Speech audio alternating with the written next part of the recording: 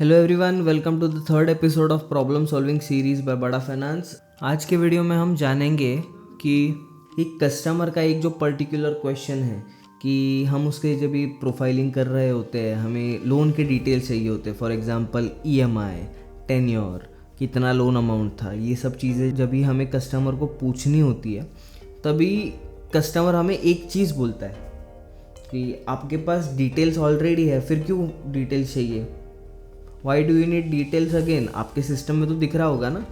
तो अभी हम कुछ ऐसे आंसर्स देखते हैं जिनसे हम कस्टमर को कन्विंस कर सके कि हमें डिटेल्स एग्जैक्टली क्यों चाहिए। उनको हमें कन्वे करना पड़ेगा कि डिटेल्स किस रीज़न के वजह से हमें रिक्वायर्ड होते हैं। तो जब भी आपको कस्टमर का ऐसा क्वेश्चन आए कि तुम्हें डिटेल्स की रिक्वायरमेंट क्यों है, तो उस क्वेश्चन को कुछ इस तरीके से आप आंसर कर सकते हो।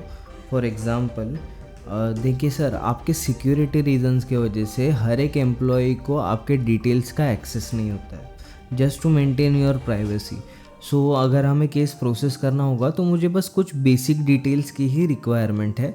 वही डिटेल्स मैं सिस्टम में फीड करूँगा तो मुझे बाकी के जो डिटेल्स है वो मिल जाते हैं। कभी कभी क्या होता है कि बहुत सारे कस्टमर्स की प्रोफाइल्स चेंज हो जाती है, इनकम चेंज हो जाती है, किसी अलग कंपनी में काम करते हैं या फिर कोई अलग अलग कंपनी खोल लेते हैं।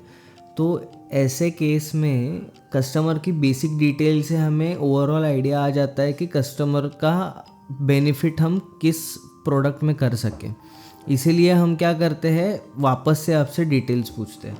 तो यही डिटेल्स लेके मैं मेरे सीनियर के पास जाऊंगा, वही डिटेल्स मैं उनसे प्रेजेंट करूंगा और आपके केस में एक स्पेशल अप्रूवल लेके आपको बेटर रेट और बेटर अमाउंट दिलवा सकूंगा।